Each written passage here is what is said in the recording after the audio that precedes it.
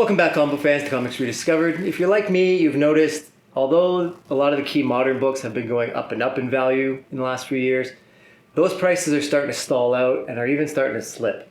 Those books are probably not holding the value that everybody thought they might or was hoping that they might. So, if it's not something on my pull list that I'm reading or something that's filling a hole in my PC, I've been mainly picking up Silver and Bronze Age books because those are the books that I feel like you can't go wrong.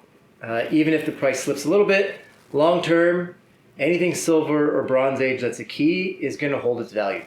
So I've got a stack of books here, all Silver and Bronze Age stuff that I've picked up recently and at great prices. So we're going to get into this.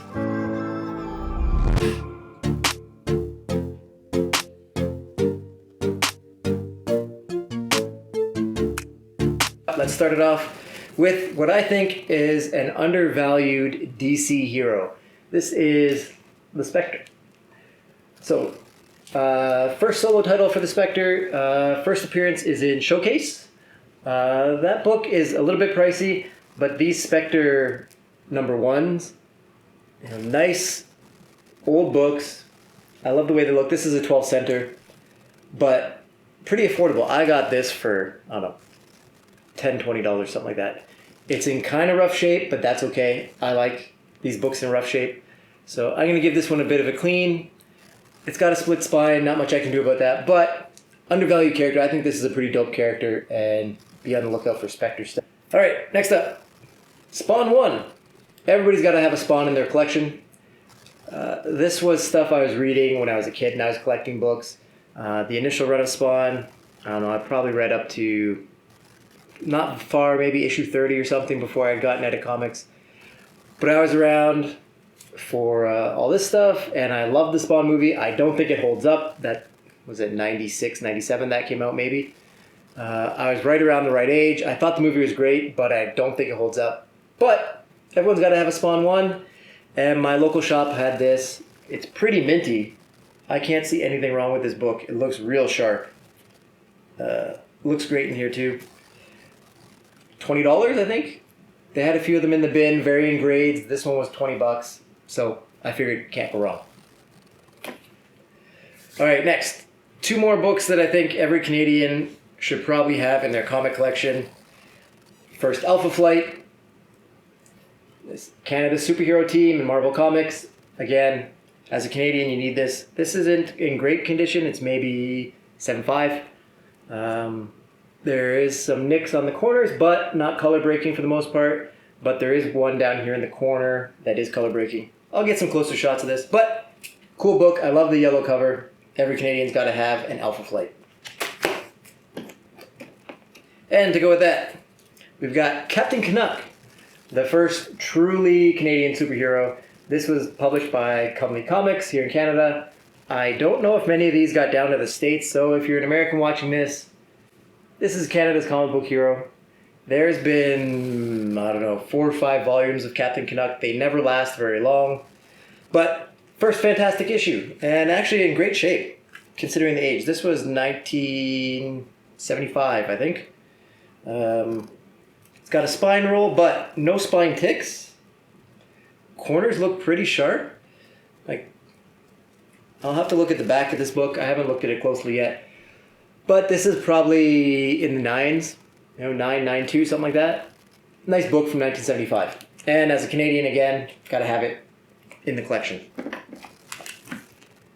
All right, now we'll get into the Marvel stuff. Some fun stuff in here, some good stuff, and a for sure key that I've been looking for a while. We'll roll through these. Marvel Team Up, Spider-Man and Hulk. And this one is actually first John Byrne X-Men art in the interior.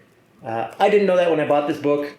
I just thought it's a pretty dope cover, and this book's actually in pretty good shape as well. 7, maybe it's got some spine ticks, but presents pretty well. Shout out to Jimmy for letting me know. First John Byrne X-Men art. Then we have got a couple of Werewolf by Night books. I'm always trying to pick up some Werewolf by Night if possible. I'd like to collect the whole run. So Werewolf by Night 7, Werewolf by Night 24. These are a couple bucks each in a Facebook auction. Still working on that 32. I've got a 33, 37 with the Moon Knight stuff. 32 is coming, hopefully. I'm always on the lookout for that one. But Werewolf by Night. Again, not bad shape. Those are 7s, maybe. 6, 5, 7. All right.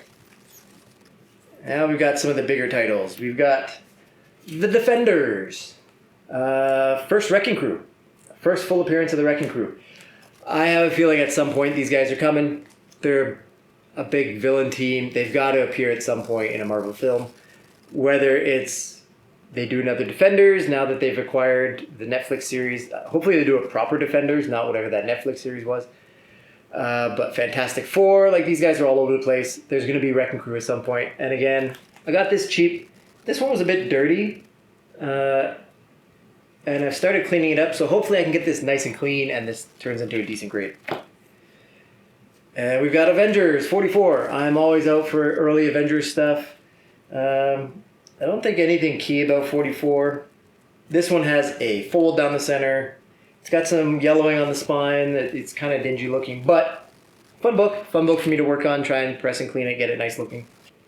This one, Submariner is coming, right? Black Panther 2. Submariner's on the way. So we've got Prince Namor, the Submariner, number 18. This is the first Triton. This book is dirty. This book I'm going to try and clean, see what I can get. It's got some spine wear, but that's not the big issue. The big issue is it's got a big old water stain. How ironic for Submariner to have a big old water stain. But if I can clean that up at all, this is a pretty nice looking book. Follow my Instagram. It's down below somewhere. As I clean this, I'll be posting some pictures on this book to see how well I do, so follow along. Alright, everything else here is Fantastic Four. Early Fantastic Four, Silver and Bronze Age stuff, I'm trying to collect as much as I can. I love Fantastic Four, especially this early stuff. So we've got 63. Again, another decent looking cover with some dirt just in the white areas there. I'll get some close-ups here. But our dirty book is always fun to work on, try and clean it up. And we've got 69. Ben Betrayed. This one, unfortunately, has a stamp on it. I know the date stamps aren't graded absolutely horribly because it was just done at the time. It's part of the era. It's part of the books. But it is in an intrusive area. It's right in the white of the background. You can see it there. Right next to Ben and 4 of Fantastic Four. Otherwise, not bad. It's a little bit dirty. It can use some cleaning. Another project book. All right. This one picked up cheap. Giant Fantastic Four number 5. $5. It's got a rip. It's got some folds.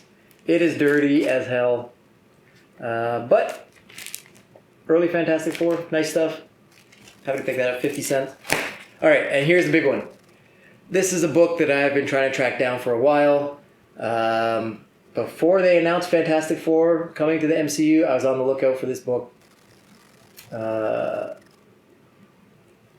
2 key appearances. This is a proper key for Fantastic Four. This is a proper key for Marvel. 2 major introductions in this book.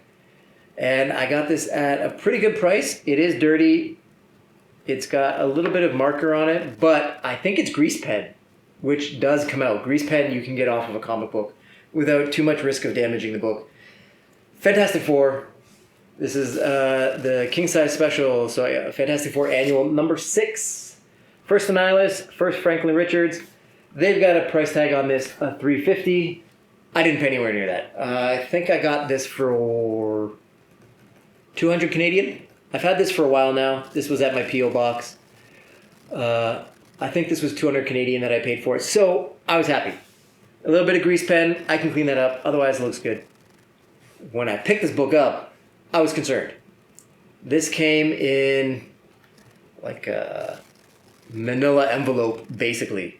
I thought, oh crap. And I opened it up. It was just covered in newspaper. I thought, oh no, I'm doomed. But they had on a top loader, which saved this. I was about to send this book back, expecting it to have a ton of damage. But top loader saved it.